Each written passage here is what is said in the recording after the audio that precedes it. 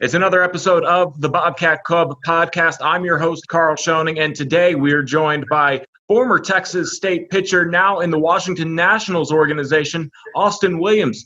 Austen, thanks for taking time today. Yeah, thanks for calling in. I'm excited.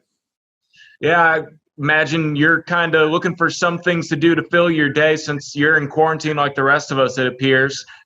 You only really got to pitch 2 2/3 innings during spring training before everything got shut down. Can you just kind of take us through the whirlwind of events that leads up to the uncertain time we're in right now?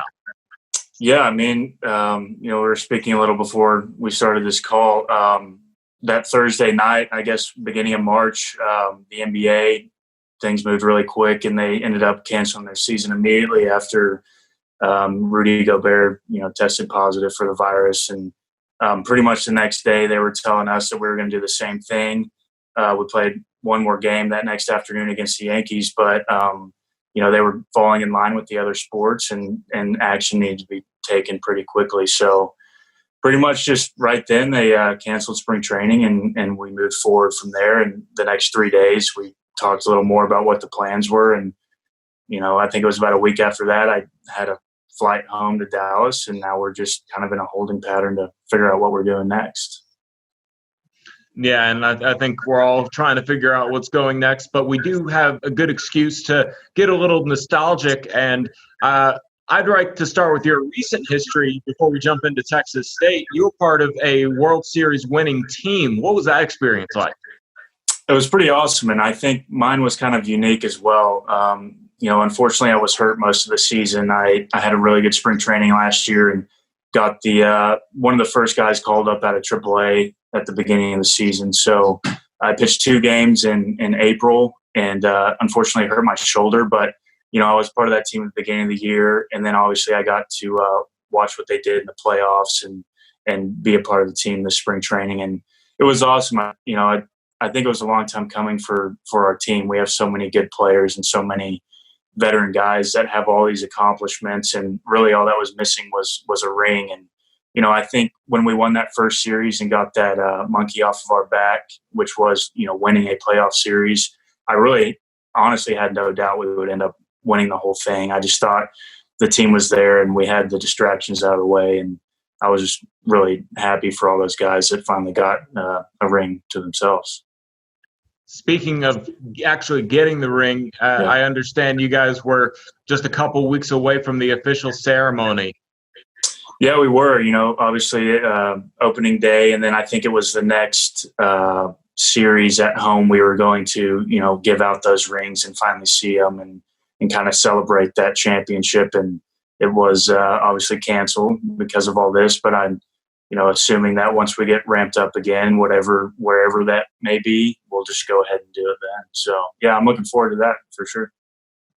So now going back to your Texas State days on the baseball field, you were great with Ty Harrington, some starting roles, some bullpen roles, and that led to a 6th-round pick. What goes into how Texas State prepared you for getting drafted at that position and going into the majors? Oh man, so much, so many different parts. I think one of the main things is the support you had from all the people, whether it was, Coach Matlock, who really got me in the door at Texas State. He liked what he saw out of me in high school, and I was a pretty raw high school pitcher. So I was really thankful that they saw that in me in the first place. And, my freshman year was a little rough, but I got, I think, like 19 or 20 innings and kind of got my feet wet in college baseball. And then Feekoch took over as a pitching coach, and obviously Feekoch has major league experience and knows what he's talking about, and learned a lot from him. And then T.Y. is just, a really good motivator and a really good coach. And so he can really push you. And that junior year, things really turned around for me. I kind of embraced that starter role, and just, I think part of just maturing and just figuring out what works for me, and just, the support of my teammates and just the training staff, the strength and conditioning staff. I thought that, I've had a lot of experience with that being in pro ball. And I thought, Seabass, our old strength and conditioning coach, was just top of the line. I mean, we were all in great shape. And I think that really helped me get prepared for pro ball. So overall, I think, the strength conditioning, the support of my staff, and then the talent that we faced on the field as well, playing those big schools like Texas, Baylor, Rice, TCU. And even, we were in 3 conferences. So the Southland, the WAC, the Sun Belt all had great teams. And that's, you got to face good competition to get ready for pro ball. So I think that helped a lot. Off of the field, did you have any inspirational figures, maybe in the classroom from Texas State that stand out? Man, honestly, I think my teammates, I think we all did a pretty good job of pushing each other. We had a lot of the same classes, and like Ben McElroy, old first baseman for Texas State, one of my best friends. We had the same major, same classes, and studied together. And I think that kind of support system, and we also had the like study hall and stuff like that, tutors available. So as far as the classroom went, I think I made pretty good grades. I think I had a 3.3 GPA or something over my time at Texas State. But I think just students, and the athletes sticking together and getting through classes, because ultimately you have to pass your classes if you want to play. So that was a big part of it. Yeah, and it's one of those things where you were taken in the 6th round. That's a great position to be taken. But other than the major league potential, there are a lot of people who are just very appreciative of the opportunity to be in college sports. So could you maybe touch on the importance of scholarships and all your friends across all of the sports from Texas State who you see now that have done what they've done with their degrees since their athletic career ended? Oh, yeah. I mean, that's huge. I think one of the main things that I wish I could have done, and I wouldn't go back because I'm happy the way it is, but, I got drafted my junior year, so I still have a year left. I haven't got my degree yet, but I really did want to experience that senior year, and I wanted to, jump in the river and do all the graduation stuff that I got to see my buddies do.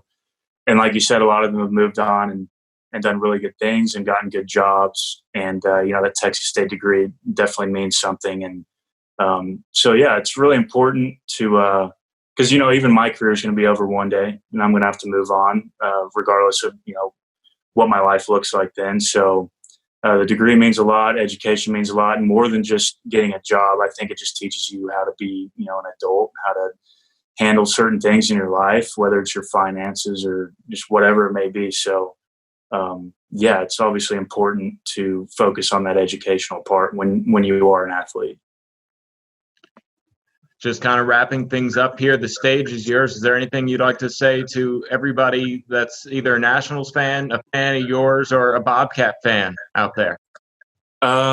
Man, I will say this. I was in town it was for the banquet, the leadoff banquet before the season started about 2 months ago. I was lucky enough to get to speak at that, and I actually randomly enough got in an Uber, and the Uber driver actually knew who I was. And, I know that I had a pretty decent career at Texas State, and I've made it to, the top of baseball and top, major leagues, but, definitely not some superstar, huge name that most people have heard of, but this guy was such a big Texas State fan. And honestly, I love seeing that kind of stuff because, it's a smaller fan base for sure. We're surrounded by these big schools that, have these, a network. So you got the Longhorn Network, you got people watching UT, you got people, obviously A&M and these bigger schools that have huge fan bases. I just, I really appreciate those hardcore Texas State fans that go to the football games, that go to the baseball games, basketball, whatever it may be.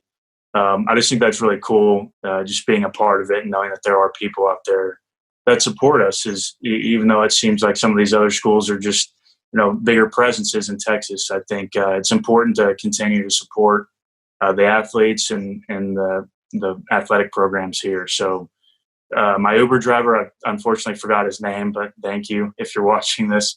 That was a really cool moment for me, even beyond some of the stuff I've gotten to see in the big leagues. That was just kind of a cool thing to hear out of an Uber driver. So.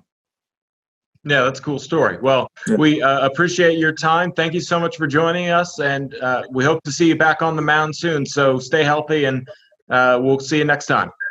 Yeah, thank you. Thank you very much.